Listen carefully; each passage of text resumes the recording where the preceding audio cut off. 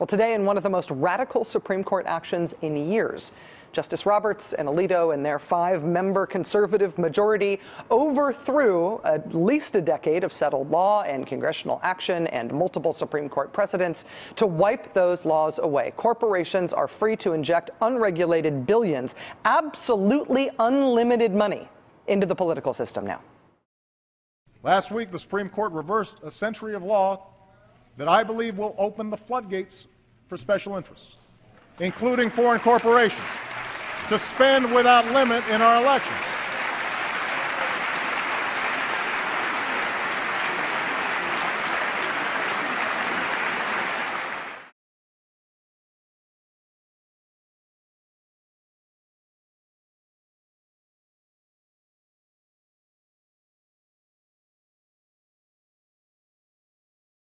I came onto the issue through Amy Goodman in Democracy Now! And I was really shocked because of what I heard there.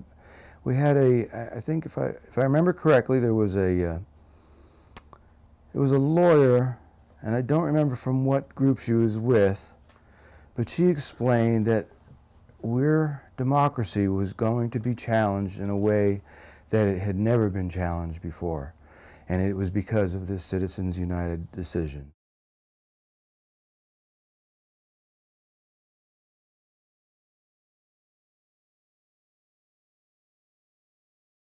I got involved with Washington, D.C. and Public Citizen, who told me of their campaign to bring from the groundswell up a change in this, because there's no way to battle it in court with it, besides the justices reversing their own decision. The only way to correct this big mistake that the Supreme Court made was to amend the Constitution. Long story short, we listened to them, I listened to them, I got my wife involved. They helped us in ways to contact some of our local community people, other community organizations, and put us all into a basket, so to speak, under the People's Coalition Against Citizens United, PCACU. And we were able to do that. It took us a good 4 months to do that, but once we were organized in that manner, we moved swiftly. When we tapped into people like Communities for Economical and Environmental Justice, Peace and Justice Network, the Beloved Community, all these people's faces, these politicians have actually campaigned to these people. So that was their voting base, and that's why Citizens United, that part right there really excited me, that the power that the people have, that's what stimulated me, going, wait a minute, if this is something we can do locally, I can do that. Teach-In had a lot to do with it. It really did.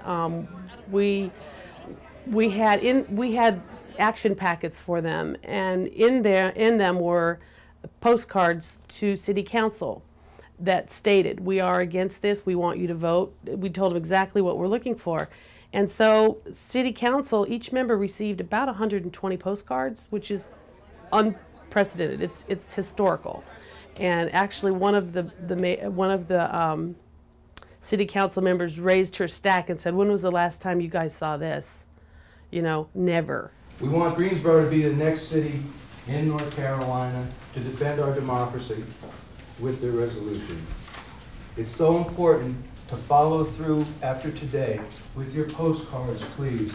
We're going to go ahead and put the postage on them and get them out. To follow through with your next steps, the 4 things you can do after you write out your postcards and get this stuff done. We cannot stop. If you were to visit my home, you would see Post-it notes all over the place saying, just accomplish, accomplish, accomplish. And Barbara's been kind enough to actually join in on that stuff. So they're still there, And it's about when I learned the Citizens United that we put these up. From there we went to, I found some other organizations. Public Citizen, for one, came out strongly against it and always was, and actually spoke at the hearings. But we lost anyway, lost to some judge that understands, or he understands, no one else understands, that a corporation has an opinion, has some sort of feelings about it. Corporations don't feel. People feel. People have ideas. People have opinions. So to say that you're barring the First Amendment right to a corporation, that's fine. They don't have a First Amendment right. People have First Amendment rights. The First Amendment protects people's right to speak, and therefore it protects people's right to spend money so that their speech can be heard. But it protects people's right to do those things. And a corporation isn't a person. So what's wrong with saying corporations can't do these things? Why is that any worse than saying this projector can't spend money or my dog can't spend money? Okay? That wouldn't offend any First Amendment principle, even though my dog probably has opinions, probably better ones than me. What Eric Fink was able to do was put it in terms that we all understand. And we started out with a little movie that kind of, was just a little black and white. And that set the tone. Now, I am all for free speech. If every shareholder and employee at Exxon wants to personally support some oil lobbyist running for Senate, that's their right. There are millions more people who will support a different candidate. That's democracy in action. But now, Exxon or any other corporation can decide to spend unlimited dollars from its huge corporate coffers to influence an election without even consulting its shareholders. This is a big deal. How does that actually work? Okay? Now that Citizens United is the law and corporations are free to spend their money, how does that happen? Who makes that decision? Well, who makes that decision is the people who make all the decisions, the directors. Eric was just able to succinctly unfold what Citizens United is and what it means to us, and it was open for question and answers at the end. The logic of his opinion, if you do read it, he sort of just functionally assumes that it's true. He uses language that sounds like he considers a corporation to be a person. For example, he talks about the right of a corporation, here's a quote, to make its views known regarding candidates and issues in a current campaign. Now, if I say that, a corporation having the right to make its views known, as soon as I read that, I paused, and I took out the red pencil that I always hold when I read things like Supreme Court decisions, and I scribbled all over the page. What do you mean, its views? A corporation doesn't have views. A corporation is just a legal name for a collection of people who have certain legal and economic relationships to engage in a common purpose. Every time the door opened, it was funny because I was sitting in the very back row, and our mayor would just go like this. I mean, he just shook his head. Oh my gosh, here they come. And so having that community-based support, it was critical. It's really critical, and I think anybody going forward doing this, you've got to take the time to build that groundswell, because you can't go for a vote too soon, because you can't go back. You cannot go back on the issue, so it's better to wait it out. The students of Elon University wrote a resolution. They actually put the words together that was presented to City Council. We call upon our elected representatives in the United States Congress to initiate the process to amend the Constitution of the United States to establish that, 1, only human beings, not corporations, are endowed with constitutional rights protected by the First Amendment, and number 2, money is not speech under the First Amendment, and therefore regulating political contributions and spending is not equivalent to limiting political speech. Resolution. Second. Our government is so trapped, so immobilized by special interest money that amending the Constitution is the only effort strong enough to truly survive and rescue our democracy.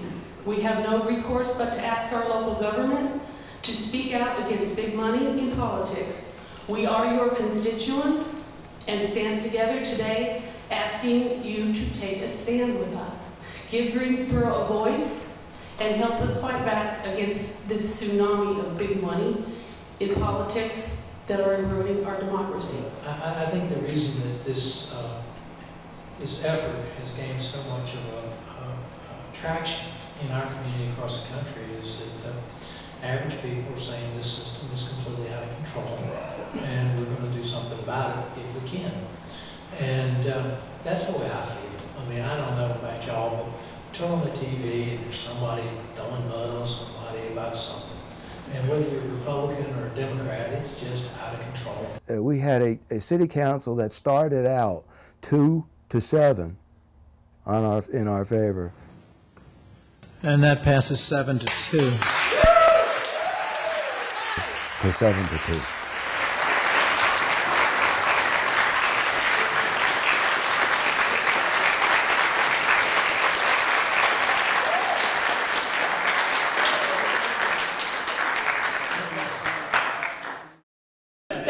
Probably very exciting that you just passed this resolution. Are you happy? I'm crazy happy. Is it hard getting this done? You know what? With the help we had in Greensboro, no. I mean, it was just consistency, and it really was a lot easier than I thought it was going to be. It took a little longer, but the grassroots. How did you? What group did you have involved to help get this done? Well, first of all, I never knew anything about politics, and I went to Occupy. And I learned how that process worked, and I learned then that there are other organizations in Greensboro.